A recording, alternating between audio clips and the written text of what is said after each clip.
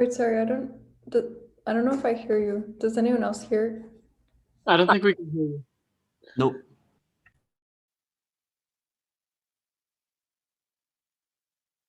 Nope.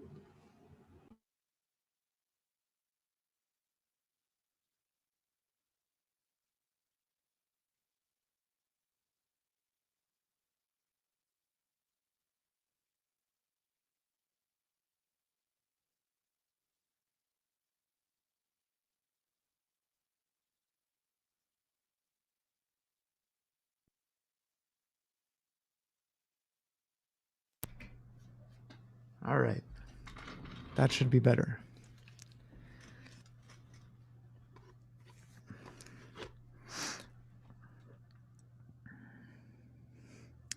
All right, and let's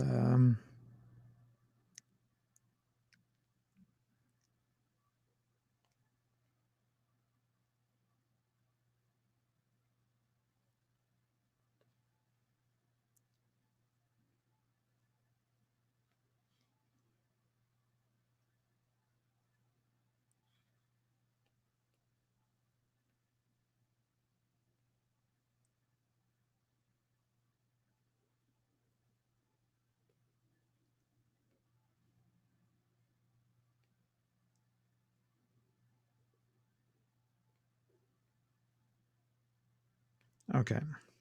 So I'll start a new page here, and then we can get going.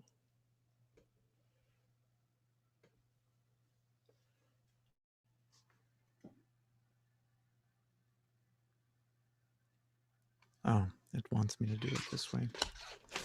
I see. Okay. So I just wanted to cover a couple of things that I missed,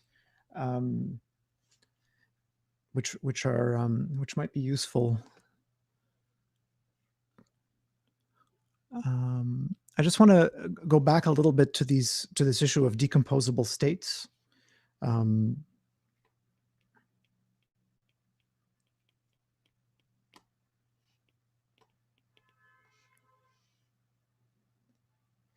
Okay, so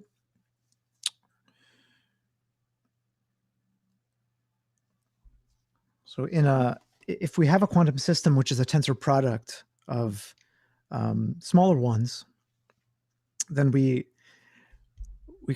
covered the idea that if we have an n-dimensional quantum system and we tensor product it with a m-dimensional quantum system, this will be an mn dimensional quantum system. So in other words, the dimension rapidly increases. So if you just took vectors, if you just took inside here vectors of this type, U tensor V, this would be a very small subset of the states of the joint system. So these are decomposable. These are these types of states, these decomposable states, are quite rare in the joint space, in the joint system. And I just wanted to, just because this is such an important topic, especially nowadays, with so much quantum computing going on, I just wanted to explain a kind of geometric idea which is very old, but which applies to this concept of decomposable states. So you remember this calculation that we did, that if we take a general state of the quantum switch and we tensored it by another general state of the quantum switch, then we get this combination.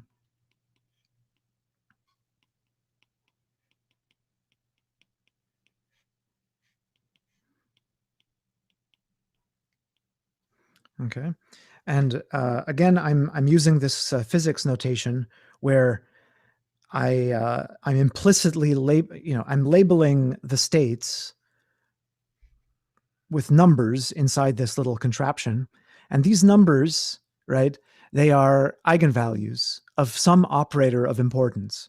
And in this case, the operator of importance is the operator, the observable of whether the switch is on or off. So it's a particular Hermitian operator or a self-adjoint operator, which has 0 and 1 as its eigenvalues.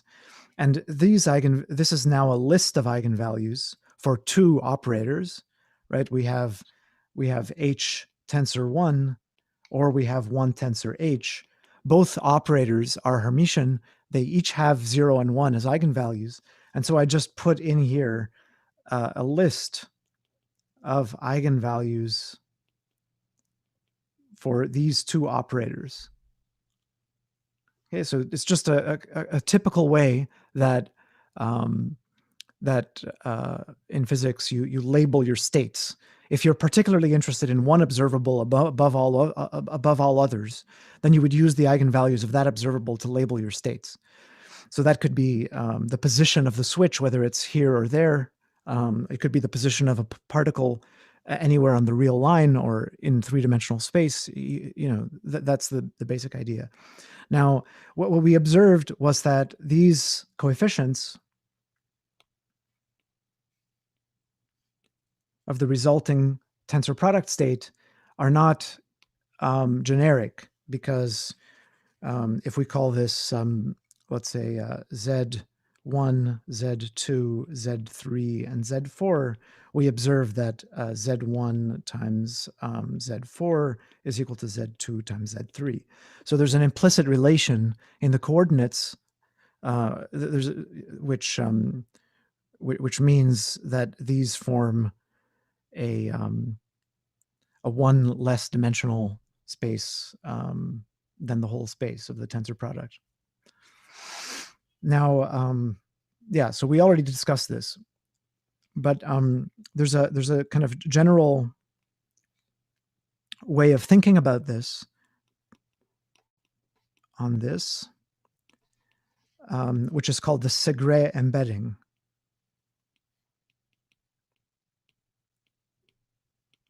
So let me explain. So let's say that we have two vector spaces representing quantum systems in principle, right? If we were interested in the quantum states, then remember that it's the projectivization of these vector spaces, which is the state space.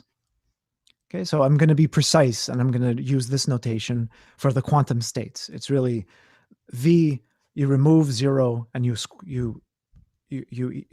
quotient out by rescaling. And so these are the states of system 1. These are the states of system 2. Okay, and if we take a state of each, then we can map it to the states of the combined system. So the way this works is that, let me assume that the vector space actually has a basis, so that I can describe a vector in V as an ordered pair, as a tuple, let's say U0 up to UM. Okay, so this is an element in V. Now, because I want to emphasize that I'm considering it up to scale, what I'm going to do is use the projectivized notation, where I use colons here and I use square brackets. So this is now a point in PV. Okay, and just remember what this means. This means that U0 up to UM cannot be all 0. That is against the definition of this notation. At least one of these numbers, UI, has to be non-zero. And then we consider this thing only up to scale, so that if I rescale everything by the same number, it's the same element. And if I take the same thing here, V0 up to Vn, that's going to give me a state there. So I take a pair of these states, and then just inspired by this, I'm just going to tensor them together. Right, I'm thinking of this state as being a linear combination of the basis states. I'm not writing the basis like I did up here. So here I have my coefficients. If I was to tensor this state by this one, I would get, A, C as the first coefficient, A, D as the second coefficient, B, C, and B, D. So what I'm going to get here in general is U0, V0, U0, V1, and then at some point I'm going to start with U1, V0, U1, V1, and eventually I go through all of the vectors, and I get at the end U M V N. All right, and this is an inclusion. This is an embedding or an injective map. It's an injection of these things. So this has dimension as the space. The PV has dimension over the complex numbers. This would be like the vector space has dimension m plus 1. And so this would have dimension m. This would have dimension n. And this inside here would be m plus 1 times n plus 1. But then I'm projectivizing it. So the whole thing would be m plus 1 times n plus 1 minus 1. And that's like mn plus m plus n. So we have the left-hand side of this embedding has dimension m plus n. Okay, so this whole thing here has dimension m plus n, and it's being embedded inside a much larger space, one of dimension m times n plus m plus n. So it's m plus n, like this, plus an entirely extra piece. So let me just give the simplest example of this, which is the one that we just did before, the one that we spoke about, 2 qubits.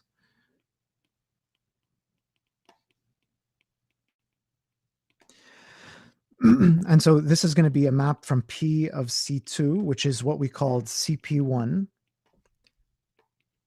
PC2, which CP1. And this is going to be embedded inside the projectivization of C2 tensor C2, which is CP3. It's the projectivization of C4. So it's CP3. Okay. So CP3, on the one hand, okay, wait, sorry. Any questions so far of what I'm talking about here?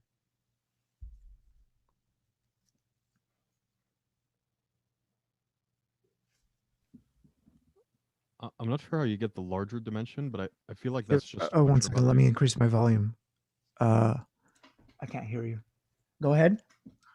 Hey, I was just gonna say I'm still not sure how you got the larger dimension, but if that's what you're about to explain, then.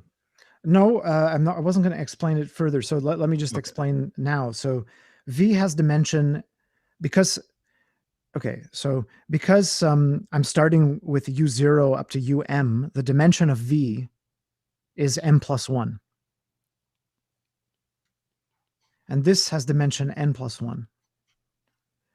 And when you tensor things together, that means that you're taking the basis of the tensor product, right, is things of the type EI tensor Fj, where this could be any basis element for V, and this could be any basis element for W. So the basis for V tensor W has the size, which is the product of the bases. So the dimension of this space is m plus 1 times n plus 1. But the projective space is always modding out by a C star action. So it's always one less than that. So I just get mn plus m plus n. Thank you. But if there's something confusing, let's just ask. I don't really care. No, that helped a lot, that explanation. Okay. So CP3 has this CP1, right? It has real dimension 2 because it's a sphere, right? But it has complex dimension 1. So when you're trying to visualize these complex things, it's useful to think of them, roughly speaking, as if they were real. So you could think of this as being a one-dimensional space, actually. And you could even like think of it as like a line, a complex line in a way, because it's one-dimensional. And you could think of this as a complex line. Okay. And maybe you don't like that because you prefer to think of it as a sphere. Okay, fine. But for CP3, what I suggest is that you could think of it as a three-dimensional space, right? Which is, instead of thinking of it as a six-dimensional space, which is kind of hopeless, you could think of it as a three-dimensional space.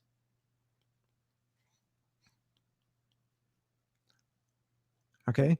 And what's happening is that you're taking a product of two lines, and you're taking a product of two lines, roughly speaking, and you're embedding it into three space. Okay, and if you check the formula here, this formula, Z1, Z4 equals Z2, Z3, and you look at what kind of a space that it will define in this three-dimensional space, okay? Well, if you just ignore the details, what is this thing? It's a quadratic equation. So inside this three-dimensional space, we will have a quadratic surface.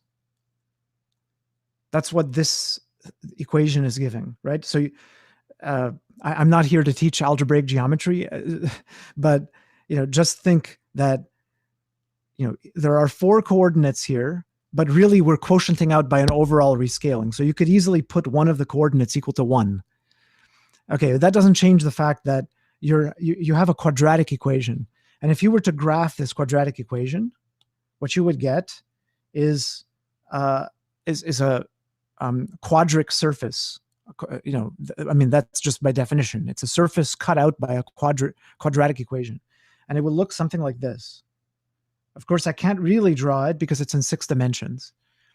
Now, I'm drawing a hyperboloid just because it's a familiar version of a quadratic surface, okay? And this quadratic surface, this hyperboloid, I wish I could just quickly, if someone can bring up, put a link in the chat to this famous Russian work of architecture where they actually built one of these hyperboloids, right? And they built it by erecting steel beams like this. There's steel beams this way and then steel beams that way. Okay, so I don't know if you've seen this thing that if you have an axis of rotation, right, and if you at a certain distance from the axis, if you put a steel beam, and then if you rotate this around the axis, right, what you'll get is a cylinder. But if you tilt that, if you tilt the steel beam and you rotate it around, what you get is this figure, right? This is another way of saying that the hyperboloid is ruled in two ways. It's doubly ruled. Ruled means that you can just build it out of rulers that are all parallel, right? So this is exactly kind of illustrating what this CP1 cross CP1 is. Okay, you get a product of these being embedded inside three-dimensional space. Okay, and this is a fairly accurate picture of what the image of this embedding looks like. So this is the quadric surface of decomposable states in the state space for the quantum 2-qubit system. And all of these other states out here, everything else is entangled. Okay, so you can really visualize them in some way like this. Okay.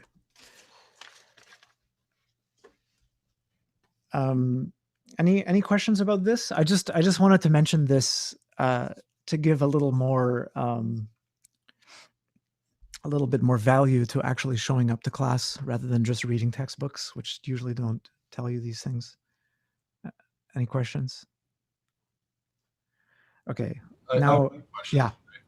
So just, I think like in other, like last class or maybe the class before that, you mentioned like this surface is usually like very, very small compared to space. So, you know, and then you said that even like in infinite dimensional vector spaces or like quantum systems, you have maybe like it's like non-existent. Like what you're kind of saying that it's like completely negligible.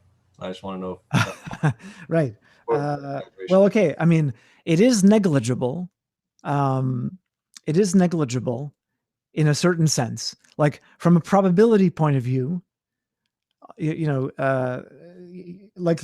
just take a look at the dimension, right? Where was the dimension count? Here, right? So the space of decomposable states has dimension m plus n. M plus n. And here's the m plus n, but look at the additional dimensions, right? So in this particular case, m and n were 1. And so this was only 1 dimension larger, which is why you see a surface inside 3 space. But this orange region is the thing that grows hugely with the dimension of the system and with the number of qubits. So yeah, so from a probabilistic point of view, okay, it is it is negligible. However, okay, you can't neglect it. Why? There's a very simple reason, which is that the decomposable states. So okay, the reason is that the observables that we are typically interested in, the observables that we typically have access to. Okay, so maybe I should write this. This is more like philosophy. There should be some philosophies anyway. So the decomposable states are probabilistically negligible due to dimension, due to low dimension. However, okay, the observables we usually have available, the observables which are usually available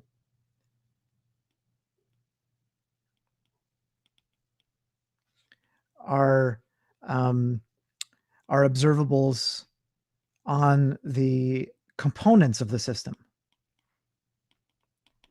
right? So usually we have the ability to observe one of the many particles, or maybe one part of them, or something like this, right? And so what that means is that the eigenstates, which are the outcome of experiments, they will often be decomposable. Okay, so that's the thing. That's the reason why they're that's what the interplay. So usually what you do is you conduct a measurement on some part of the system, or maybe even on a single particle, right? That initiates a collapse of the wave function onto that component of the Hilbert space, and then we get something that is often right inside the something like this, right? If I measure the 2 switches and I get 0, 0, then I'm at a decomposable state, right? If you measure no matter what you get, you have to get one of these states, right? And so you end up in the decomposables. It's a very funny thing, right? So it's kind of like that you should imagine that when we prepare certain states, when we set things up at the beginning of your quantum computation, typically you will be in a decomposable state. So we usually begin and end an experiment with decomposable states. But in the middle, all of that dynamics that's happening really does not care, as it does not care about whether the state is decomposable or not, and therefore it will not preserve usually the decomposable states. Is that helpful? Yeah, that makes sense. Okay. All right. So let's begin. Just today's a short class. I remember that from last week. So let's just begin with basics of representation theory. Let's begin representations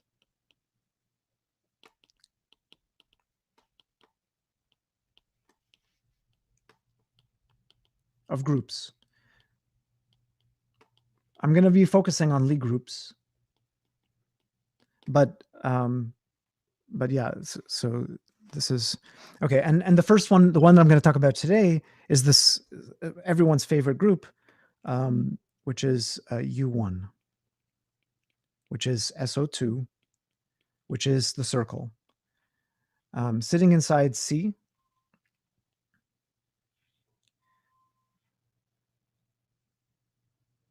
Here's the circle.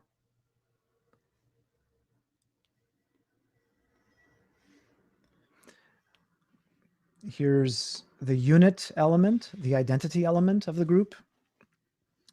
A general point will be e to the I theta. And where theta is a real number. And when I do that, you can kind of see what's going on. So let me give another formal way of defining it. You could define it as, if you use the U1 definition, it's the 1-by-1 matrices such that ZZ bar equals 1. But you could also say that it's e to the I theta such that theta is in R. And this would exhibit it as a quotient of R by Z. And I should put 2 pi Z. So this is all just different ways of thinking about the same group. And the group structure is by multiplication of the complex numbers, which comes from addition of the real numbers. Okay, so a definition. So a representation of U1 is a pair V pi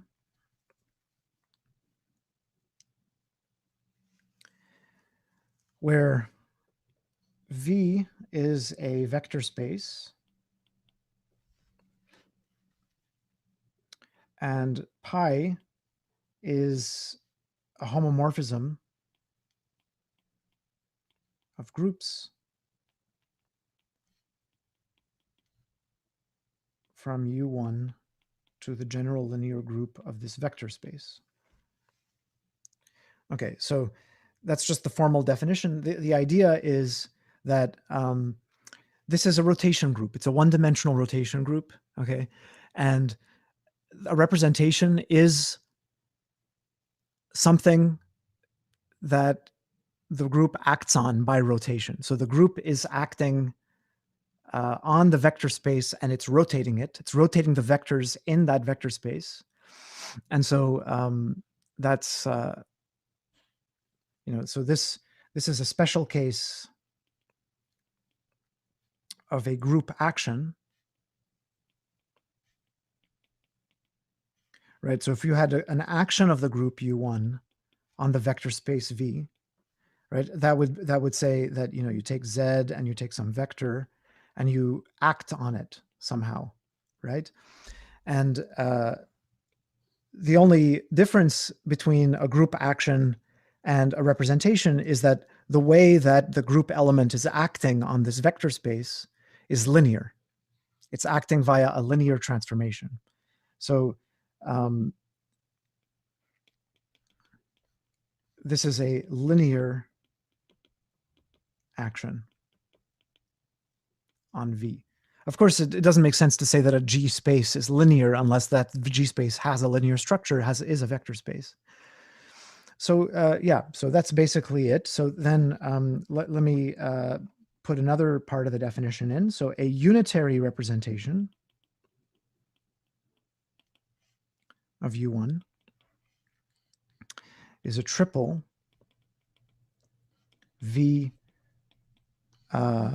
inner product and pi, where V is a complex vector space. This inner product is a Hermitian inner product. And this pi is a homomorphism of groups, pi from U1 to the unitary group of V using this inner product. So it's the symmetries of the vector space which preserve the inner product. And so that gives you a unitary group. And so a unitary representation means that every angle, every point on the circle, every angle is being sent to a matrix, which is a unitary matrix.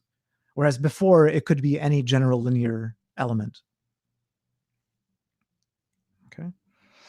Let me continue this. Let me just give a bunch of parts of definition, which are all, and then I'll ask for questions at the end. So a representation.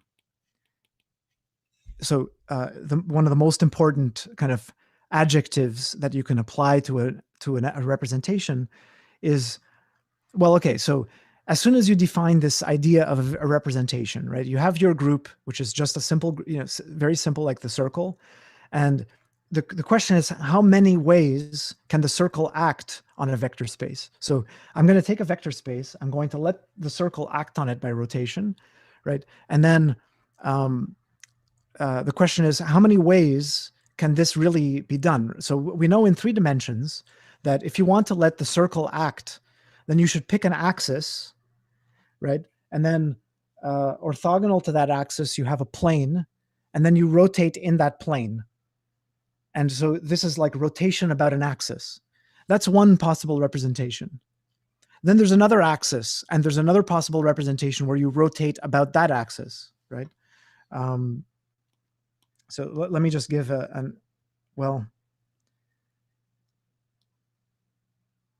don't want to give examples yet, but let me just speak about the example. So you can see up a bit. I'm sorry. Oh yeah.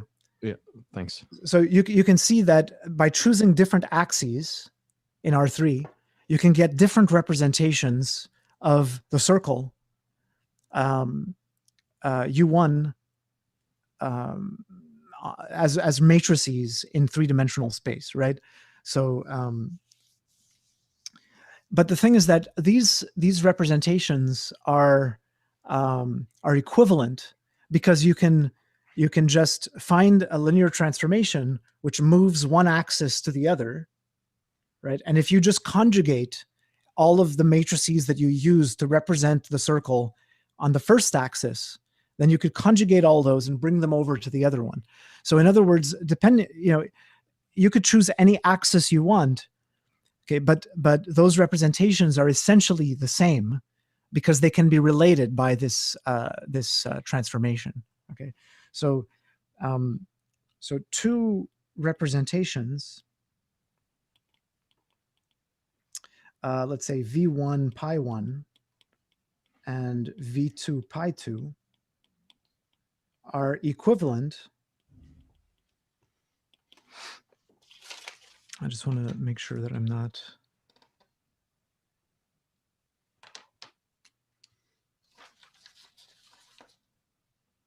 Yeah, they're equivalent when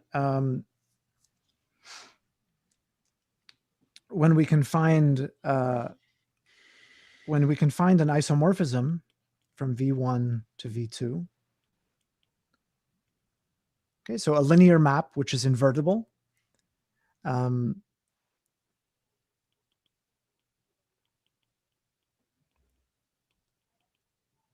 Which what they call it is it intertwines the two actions.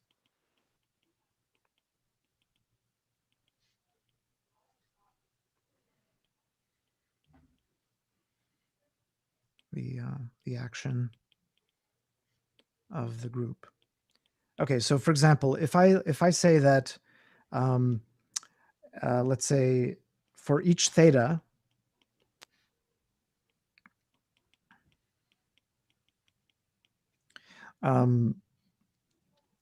we have pi1 theta. So what is pi1 theta? Pi1 theta is a general linear element which acts on V1. And pi2 theta is going to be a general linear group element which acts on V2, right? So we have pi1, which is converting our angles into matrices, pi2, which is converting our angles into other matrices. These matrices are acting on V1 and V2.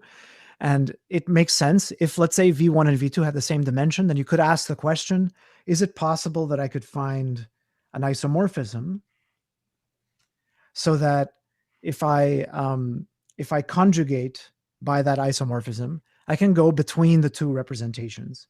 So this is called a commuting diagram. So intertwines means that pi1 theta followed by phi is the same thing as phi followed by pi2 theta.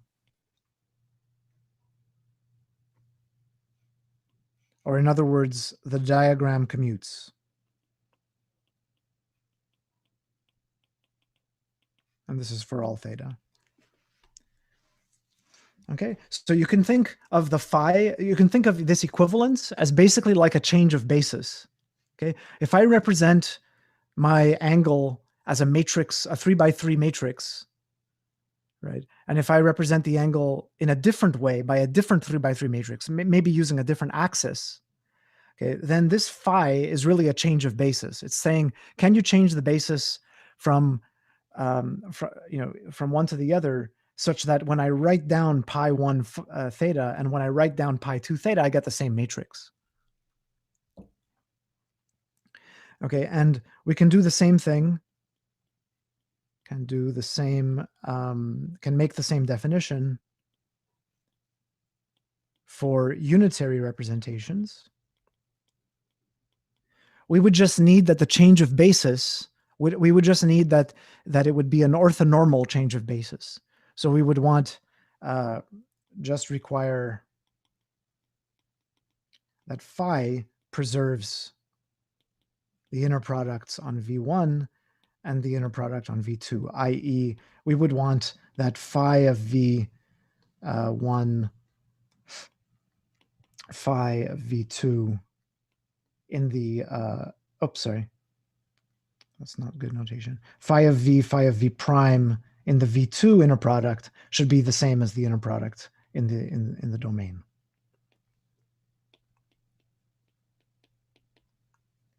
Okay, so we have this idea of representation of a group. We have a unitary representation, and we know what it means for two of these representations to be equivalent. And so we have a category of representations.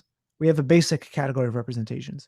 And so the question is, how many representations can you have? Well, if you think about, so okay, let me ask you. So let's say that we were representing the circle on R3, rotations in R3, let's say.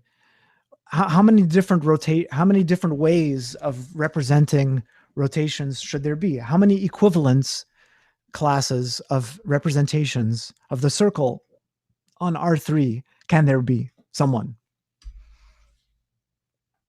want to take a guess?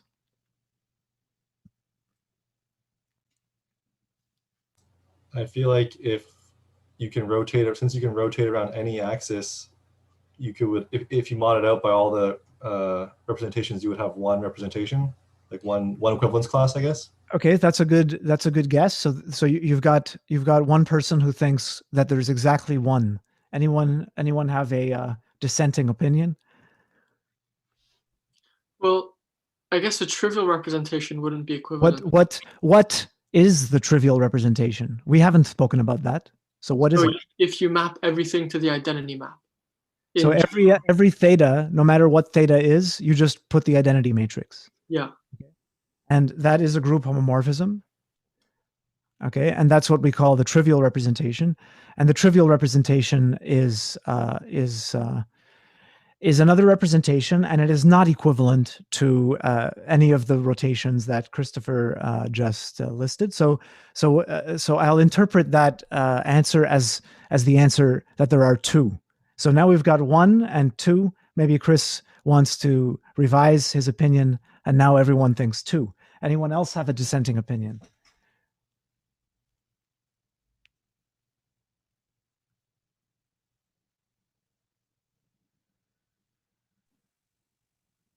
I have a guess. No, you already opined. You opined already. You had your chance.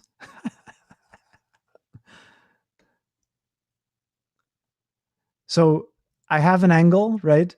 And the representation is giving an instruction to the contractor and saying, when I give you an angle, you set up your machinery and rotate things, okay, by that angle.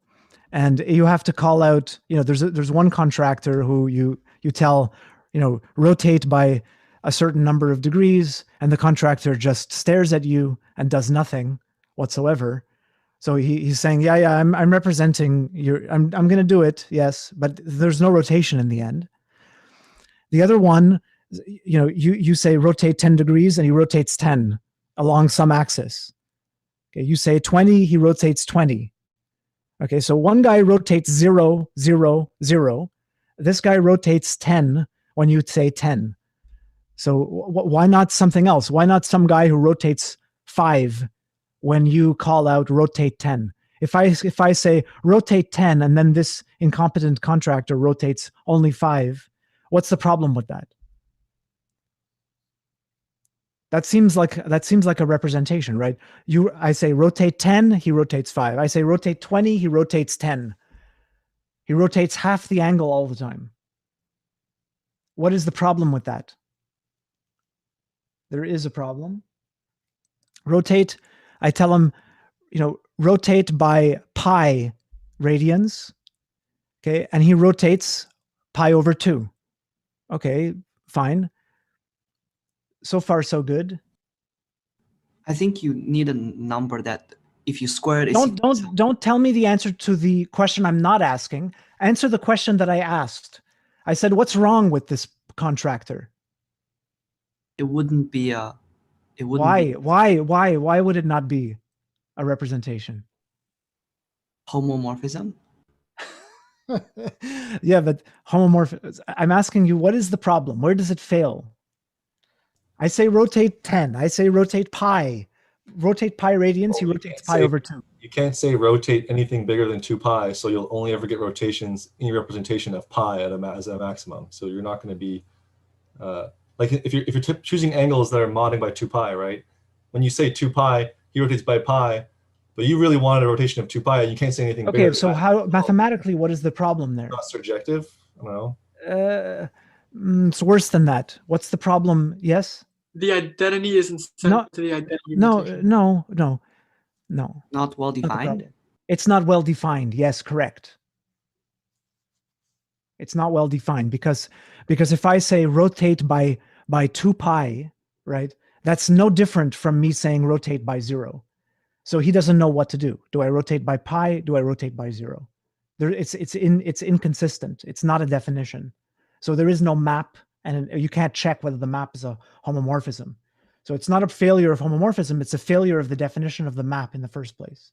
Okay, now, having told you nothing at all, only talked about a non-existent representation, now would you like to revise your opinion? How many representations of the circle are there up to equivalence in three-dimensional space?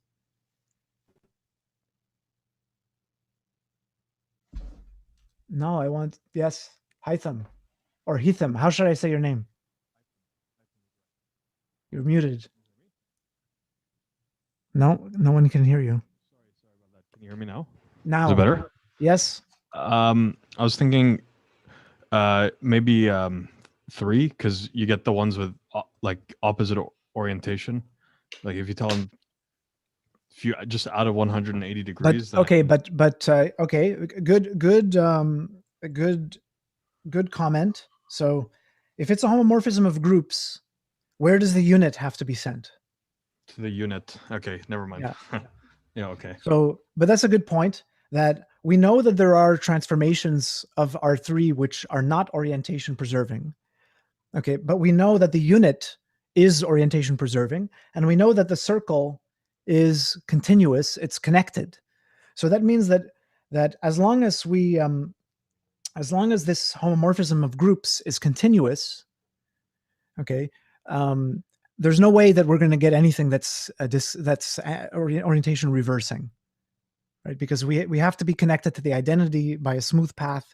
The identity is orientation preserving, and so everything will be orientation preserving. So there's no way to get orientation reversing stuff. So can we get another opinion, one last opinion, please, from a new opiner? I'm going to call on someone. Let me look. It's like a menu here. I can choose. But the problem is that I don't like to call on the people whose video is off, because they might be, they might be asleep, really, honestly speaking. We can maybe give one for each integer, because you can, like 2 pi, you tell the contractor 2 pi and they can do 4 pi or 6 pi like this, and then. Okay, so if I rotate by theta, the contractor does what, for example? Like they do n theta. Where n is? Some integer. Yes, right. And so does that capture the previous examples? Yes. Wait, what do you mean by what? How does it capture the previous examples? How does it take care of the previous examples that the previous opiners had? Oh, n equals 1 and 0. Yes, thank you. Exactly. So right. So okay. So what our aim is we want to classify all representations of the circle by just an integer. Okay, that's what our aim is. It's funny how things go, right? You start with 1, then you go to 2, then you go to 3, and then finally you go to infinity. You just kind of you drop all of your fear completely, and you just go to infinite. Okay, now this is not true. Representations of U1 are not given by the integers. Okay, for a very, very simple reason, which is that you could take, let's say you take R2, where you have, let's say, e to the I k theta, where k is an integer. And then you take another copy of R2, and you take e to the I L theta, where L is a different integer. And you take their product, and you say that it acts by e to the I k theta, e to the I L theta on R2 plus R2. So this would be pi of theta is this matrix. Sorry, I mean you could put here just to be more pedantic, cos theta, cos k theta, cos k theta, sine k theta minus sine k theta, and then put here cos L theta, and sine L theta. Okay, so what I'm trying to say is that if you have two contractors working on two spaces, and then you just take their sum and you let them work independently, you will get another representation. And you know, if I ask, well, okay, which integer is it? You know, how fast are the contractors working? Are they working at k speed, L speed, you know what I mean? There is no answer to that. And so really what's going on is that the representation is made of certain nuggets, right? Certain pieces, each of which is an integer, each of which is a small contractor working at his own speed. So he's working at speed k and she's working at speed L, and they're working on their own space. Okay, so this is the concept of reducibility. So this is irreducible. This is an irreducible representation. This is another irreducible representation, sometimes called an irrep. Okay, and this thing is not an irrep because it's a sum of little chunks, each of which is dictated by an integer. So this is what we need to do. This is how representation theory proceeds. We say we have a representation of a group on a big vector space, and then we need to decompose that vector space into smaller pieces until they cannot be further divided, until they are the smallest they can be. Okay, and then once we've gotten to that chunk, that elementary chunk, okay, that's the thing that we classify by, let's say, a number or a sequence of numbers or something like that. Okay, so we're going to go and do that on Friday. Does that make sense? Now, you know, this idea of taking something and dividing it into little tiny pieces which are indivisible, okay, it may remind you of something. What does it remind you of?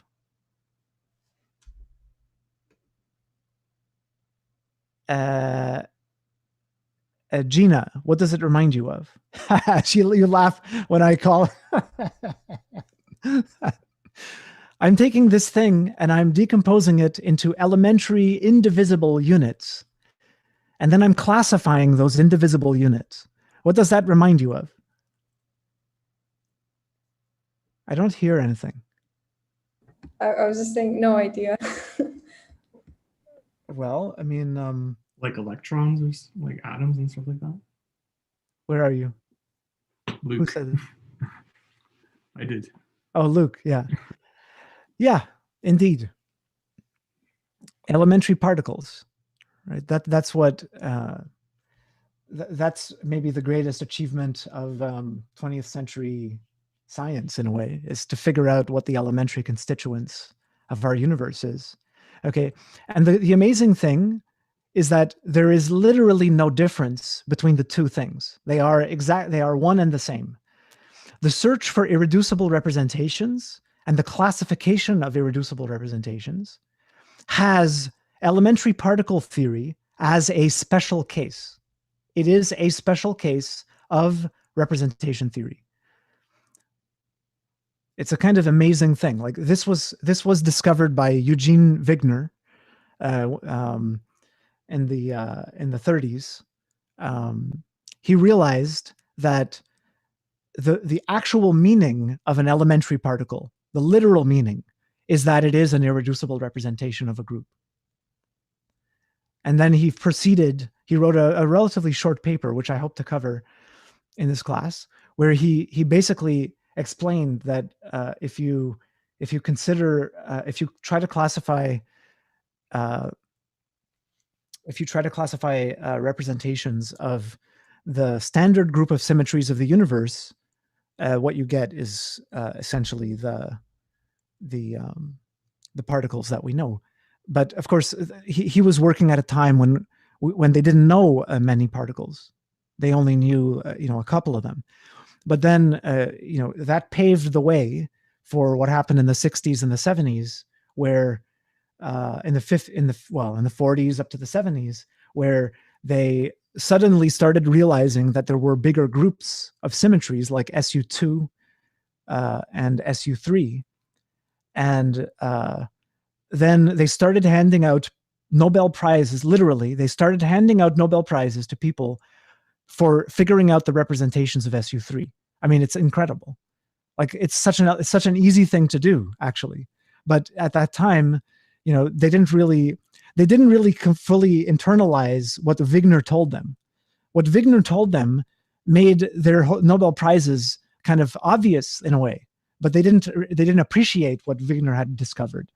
Wigner knew that as soon as you discover a symmetry group, you can tell what all the particles will be. And somehow they had to figure that out painstakingly. And in fact, the people who discovered these particles and who predicted them based on group theoretical arguments had never properly learned group theory. The only one who had properly learned group theory is Murray Gell-Mann. I mean, after Wigner. Wigner, of course, was an expert. But all of the people who worked on elementary particle theory after Wigner, they ignored completely the work of the mathematicians who had classified all these representations already. They just totally ignored it. And in fact, they made fun of it. And they thought that all of this group theoretical mumbo jumbo was just total nonsense. And then once Gell-Mann started predicting all these bizarre particles, and the accelerators actually found them, then they figured, oh, okay, so now they deserve Nobel Prizes for the representations of SU3, which could be the topic of an undergraduate course. Anyway, I just think it's just incredible when you with the benefit of hindsight, you kind of start to shake your head at some of these physicists. I'm only making fun of them because they're not here to defend themselves. Okay, it's office hours now.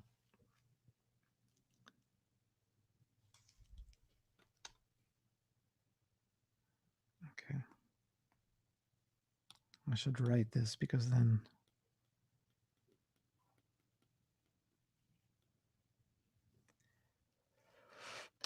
I'll be back in 5 minutes.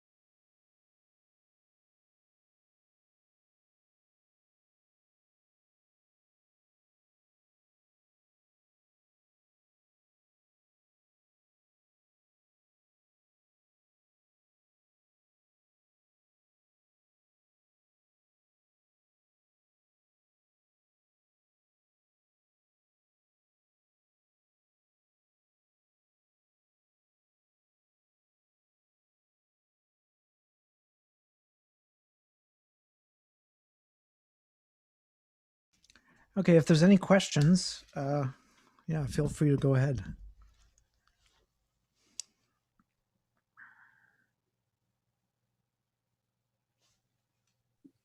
Just about what you just said, I mean, there's a lot there to digest, I guess. But first, what do you mean by the group of symmetries of the universe? Or is that something you intend on getting in later? Or Well, I mean, I will get into it later, but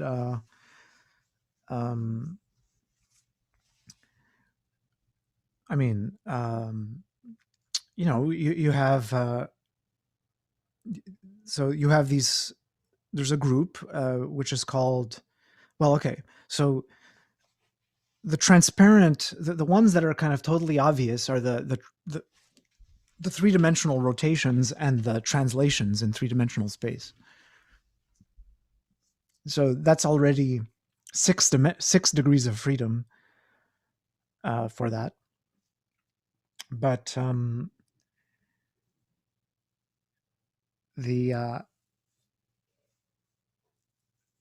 but it's important to, okay, so then there's also time translation, which is another degree of freedom. And then there are the Lorentz Boosts. That's a fancy word for change your frame so that it has a non-zero velocity. So if I, if you're looking at the universe from this position, if you're observing from this position, right? That's not unique because you could be observing the universe from this position, but such that at that moment you are moving at a certain direction, at a certain speed, right? And so the change of frame from one observer at a point to another observer at the same point, but with a non-zero velocity or with a different velocity, that transformation is called a Lorentz boost. It doesn't actually, the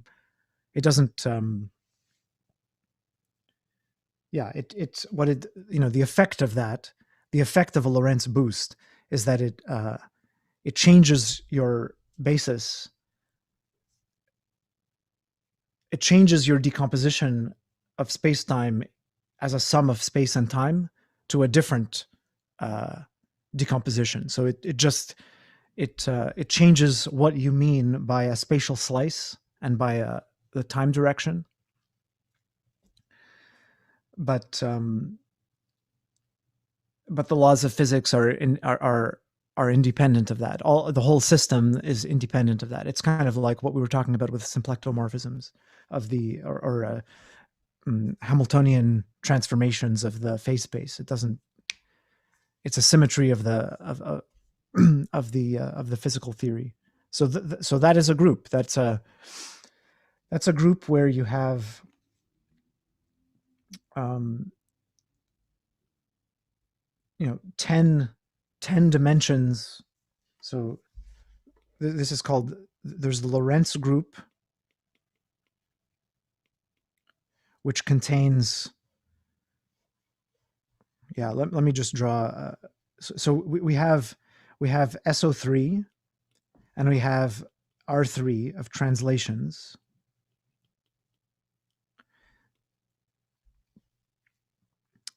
And we have Lorentz boosts. And these are all contained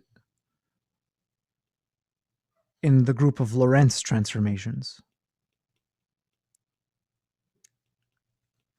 So this has, SO3 has dimension 3. The boosts in any particular direction has dimension 1, but there's many different directions you could pick. The Lorentz group has dimension 4 choose 2 or 6. 4 choose 2 is 6. And there's the time translations. So in total, this is 4. And altogether, this is 10. This is the 10-dimensional group of, it's called the 10-dimensional Poincaré group. The boosts have 2 dimensions for The boosts RP3? means you just start moving. Boosts mean you literally turn on the engines for a little bit, and then you're now in a direction going at a certain speed. Okay, so you can do that in any direction. So there's many boost directions. Each direction will give you a one-dimensional group of boosts, and these boosts, they are all together as one-dimensional subgroups of the Lorentz group. Okay. So is it correct in thinking of it as the sphere, or I guess RP2 cross? No. You have to think a little bit more. Okay. Yeah. Okay. Yeah. So anyway, this 10-dimensional Poincare group, this is the thing that Wigner classified its representations.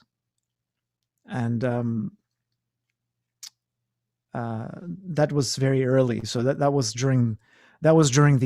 at the time that the whole mathematical theory of group representations was being developed. So he was really way before his time. Representations into R3, I'm assuming. No,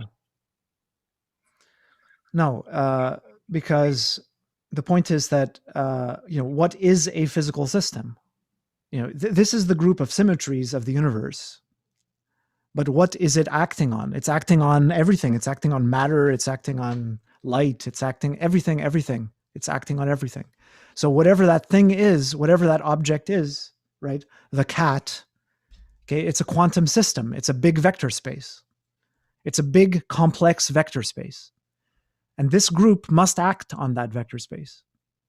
Okay, but guess what? If you act on the cat is going to be a massive tensor product of all of the particles that make it up. Okay, and that representation, how is it going to act? Well, okay, I mean, do you really need, like, is it really that surprising that the way that it acts on this atom of the cat and the way that it acts on this atom of the cat is really the same, right? So that means that you can now decompose the action on the cat in terms of smaller and smaller and smaller pieces, right? And so you end up saying that the cat is actually a sum of remember that the cat system is a tensor product of these smaller systems. But in terms of representations, you're going to say that it's a sum, a direct sum of subspaces where this Poincare group acts in an irreducible way. So that's it. So I mean, I'm not claiming to have explained it now. I mean, we're going to get to that later. We need to know a little more about representation theory before we can get to that. So this means that if you have a representation of this group, of this big 10-dimensional group, you want to classify it. You want to say which representation is it, and then you can't really do that until you decompose it. Once you decompose it into the elementary pieces, you're going to see that there are numbers which classify the representation. Okay, and here's the crazy thing. Those numbers, I'm going to go over this in class because I can see there's only 5 people here. So those numbers which classify the representation are what we call charges. It's the charge that tells you how fast the contractor is moving. If you give me a charge 2, it's almost like you are giving the contractor a charge, like as if you're giving him a coffee, right? To make him work faster or slower. Okay. And so the difference between the different contractors is that integer, and that integer is called the charge. Okay. And this tells you exactly what charge means. This is the difference between an electron and a proton, let's say, is that the way that the symmetry group acts on them is different. One of them moves one way and the other moves the other way.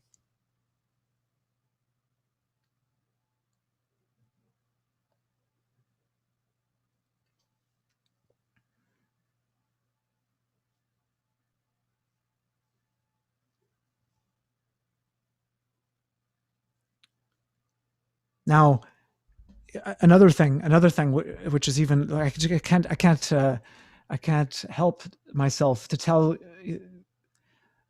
So the people who are in office hours, okay, new rule: office hour people, you have to be your video has to be on, because in office hours you definitely would be visible to me in my office.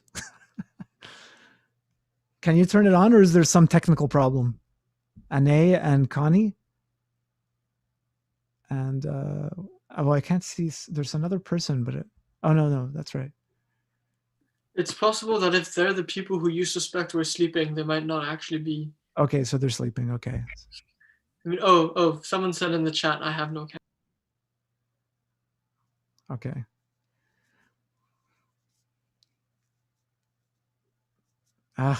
Annoying. Okay. You should try though. You should try. It's useful. It's useful. It'll be useful for you. And it's definitely useful for me to be able to recognize my students, but yeah, you should try to get one. They're pretty cheap, just get a webcam or something. Even if you get a very cheap webcam, it'll work perfect.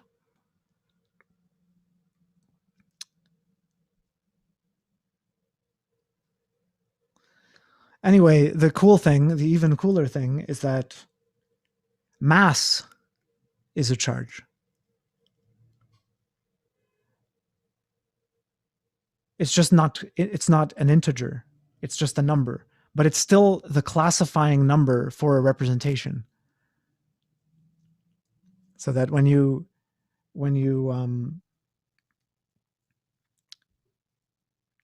so the mass will affect how these symmetries act on the system. So mass is a sophisticated it's a slightly more complicated type of charge, but it's just a charge. And it's a charge that can't have negative values. And that was part of Wigner's classification.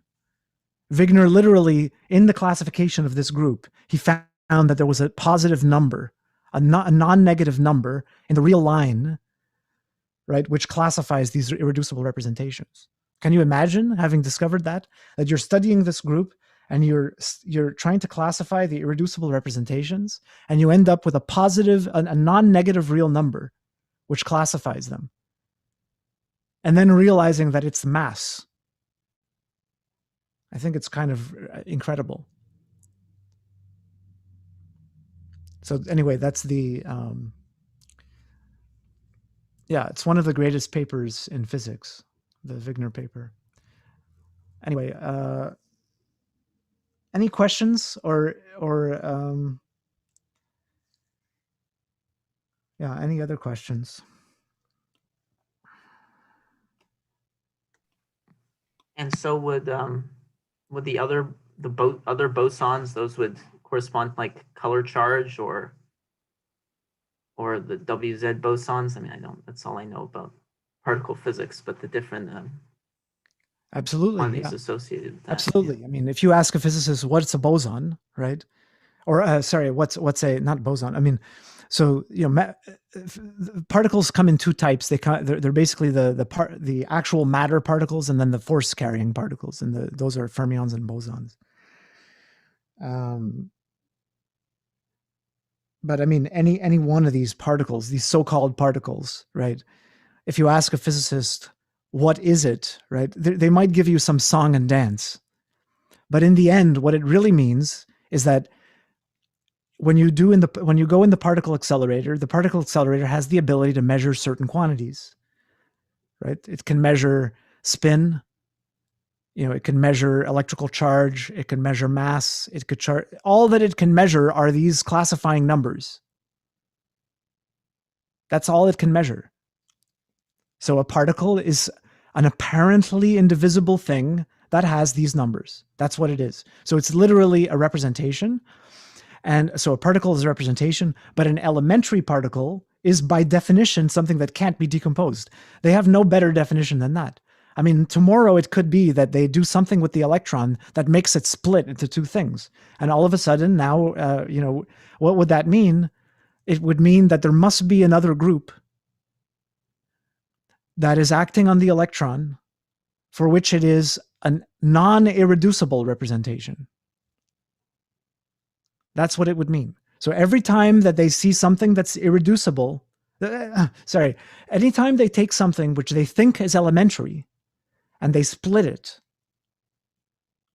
what that means is that they're discovering a new symmetry of nature. You see what I'm saying? Because it is that symmetry that has irreps corresponding to those two new particles.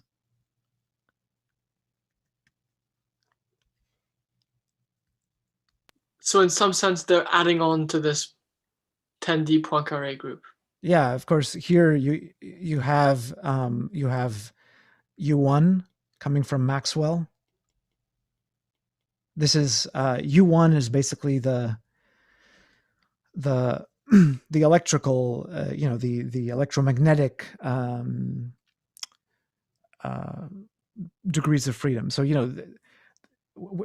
these disturbances, if you want to call them, these points that matter or light is made of, right, or anything is made of, these things, they have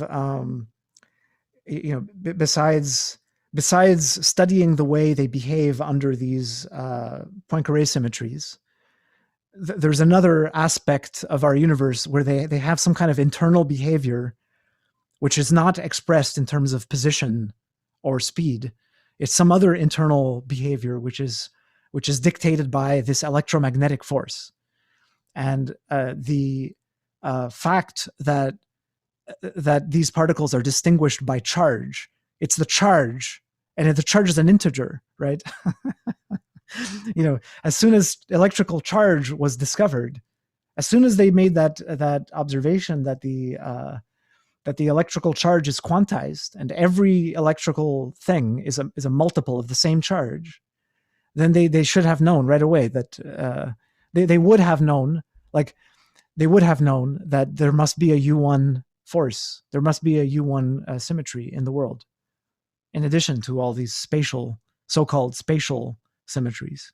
So this is the U1 Maxwell, but then they found the electroweak, or they found this, what do they call it? The isospin, weak isospin is what they called it when they said, well, okay, I mean, this one was very confusing, but they found, they found irreps of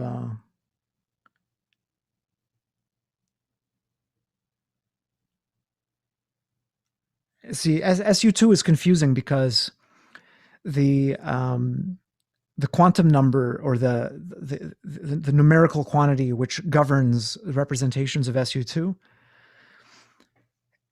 it's almost the same as what happens with U1. So when we're going to classify representations of SU2 next, and we're going to see that they're classified by basically an integer, but it's not allowed to be negative. And that's a big deal. That is really a difference. It's a big difference. And anyway, and the behavior of the forces is also very different. But the point is that it's kind of similar to U1, and so it is confusing. But then they found, the one that really generated a lot of Nobel Prizes is the SU3 color, or whatever, quarks and stuff. Basically the strong force.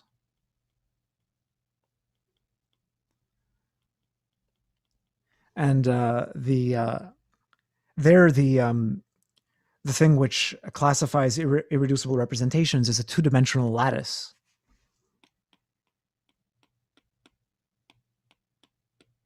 Something like that. So there's going to be an elementary particle for each one of these lattice points.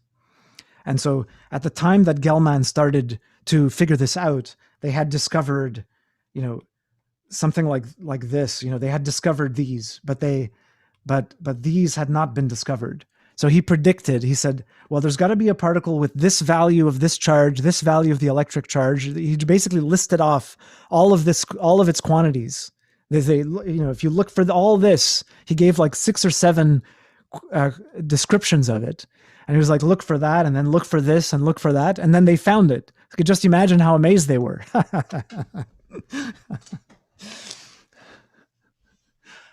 It's hilarious.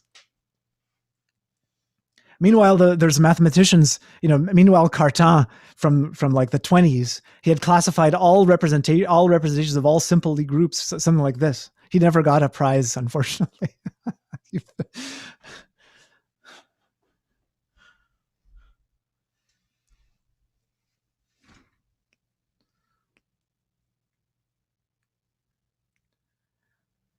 Yeah, it's kind of remarkable. But then it's interesting because then what the physicists started doing is they started building these they started building quite sophisticated models using these representations. Like this thing that's called the Higgs mechanism. That's very interesting, which is a kind of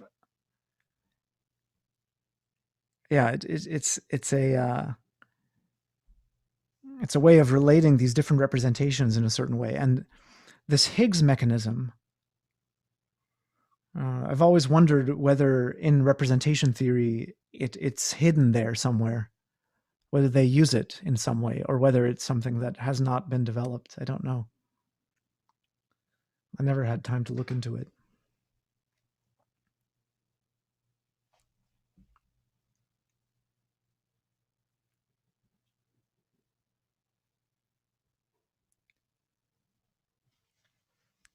Connie or Renee, do you have any questions? You can put them in the chat.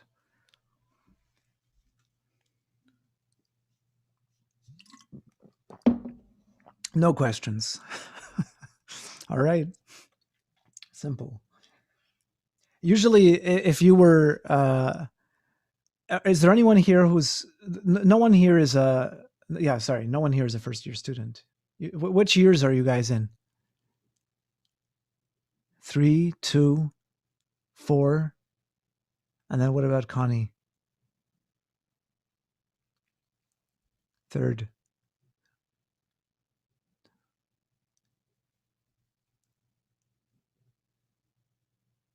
So that means that Gabriel, you basically had 1.5 terms at the university so far. Yeah, I took a 240 with you last year. Oh, right. Okay. Yeah. And so when you took 240 with me last year, you didn't come to office hours, did you? Or did you come a few times? No, I was too embarrassed. It's too nervous. It's much easier online. Oh, that's to funny. show up. Yeah. Oh, you shouldn't have been embarrassed, because when in my office hour, people would, when I think of it now, I cringe because of the COVID, but people were absolutely packed into my tiny office, and they were like, it was strange. It was like they would fog up all my windows. Can you just imagine? Like, we were all breathing the same air. Of course, no one cared at the time, but now I would be terrified to have office hours.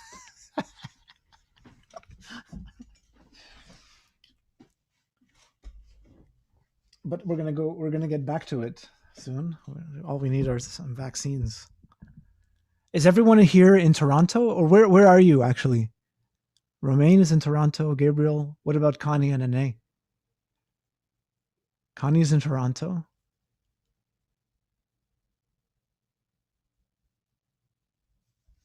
Ane is drifted off. I have a maybe slightly separate question. Yeah. It's not related. So maybe if you don't want to answer it, that's fine. But do you find that your mathematical research is inspired by physical intuition, like intuition from physics, ideas from physics of things? Well, you're asking about my personal. Yeah. Or or the people around you. Is this something that has been a useful source of inspiration? Well, to me it is, but for most people in geometry, it isn't, I would say. The people in mathematicians do quite well developing on their own. That's the whole. They're experts at that. I mean, mathematicians can really develop on their own, which makes a lot of sense. But there is, in my experience,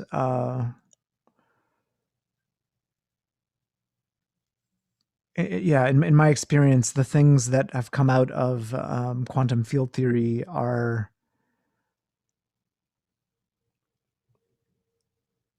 the structures that you can. I mean, the basic point is I view quantum field theory as a great source of not. I wouldn't say that it's a source of ideas that I take and then develop. It's the opposite. Quantum field theory it has within it a huge amount of structure which we don't know. So we can really interrogate it in different ways and look at it in special cases and apply it to different things, and by doing that we get hints as to what structures might be lying therein, and that is what inspires me to build these structures. So I develop structures based on what it seems like they might be using in quantum field theory. That's the point. So it's more like reverse engineering. It's much more like this stuff, like the Wigner idea, is that there seems to be something going on under the surface of quantum field theory, and what is needed is to develop a mathematical formalism or some kind of mathematical structure which captures that behavior and which explains why the thing is behaving the way it is. So that is what I do. So usually I will go through a lot of physics papers, but I mean, I don't take them, with all due respect, to my physics friends, I don't take them at face value. I mean, I just look through them and look at some formulas and see what they appear to be doing. And sometimes I don't have any clue what they're doing, but every once in a while it strikes me a certain way, and I think, oh, this must be a result of having this kind of structure, and if we had it, then all of this would follow, and then I start developing that and seeing whether there are other things in the physics literature which it explains. So that's what I've had success doing. Thank you. That's interesting. Also, I don't know if you saw, but there was a question in chat. I just wanted to point that out. Math background doesn't contain differential geometry or group theory. Well, okay, so the differential geometry that we did in the first segment, that you should not worry about, because we're not going to go back to that. In terms of group theory, you don't need to know group theory. You don't need to. When you take group theory, you learn about finite groups. You learn about the Sylow theorems. You learn about all this stuff. We don't need any of that. You need to know about the circle. What is the circle? How, what kind of a group is it? And you need to know matrices and unitary matrices. That's what you need to know. Nothing more. So in other words, don't work too hard in trying to understand the. Sorry, I don't. It's not. The group theory that you need for this course is being developed right now, and there is no need to. You just need to learn the things that I am saying right now. That's it. But don't break your back trying to learn differential geometry, because it's not going to help you for the rest of the course. Although, well, I mean, maybe you should do it anyway. I don't know.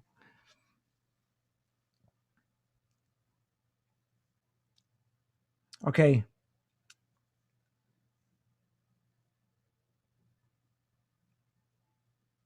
Well, yeah,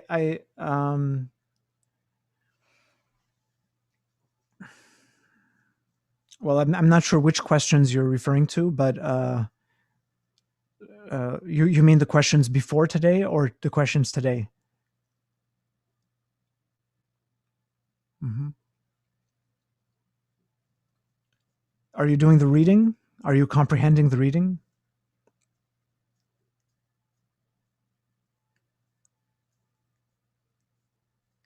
Let me put it this way. Do the reading. If you do the reading, you'll be fine. Okay, everyone. See you on Friday. Thank you. Wait a second. The definitions in the text are fine. Yeah.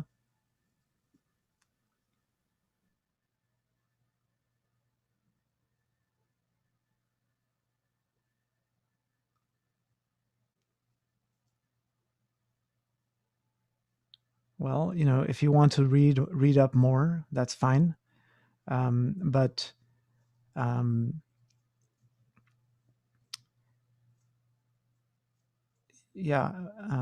no, you can you could read up. Use the reading as a guide and try to understand the reading. Okay, don't get stuck into this pattern of starting with the reading and then checking another reference and checking another reference and then you're just searching on Google forever. Don't get into that. Just do the reading and make sure you understand the reading. Try to understand the reading based upon the information that it provides. It requires a little bit of work, but just stick with that. Stick with one text and work through it, right? If you keep searching and searching, what's going to happen is that you're going to get the answer handed to you that you should have thought of yourself, and it will generate more questions. And then you're going to search more and you're going to be handed the answer. So it's extremely important that you just stick as much as you can with the reading and think about that which it provides. Okay, see you later.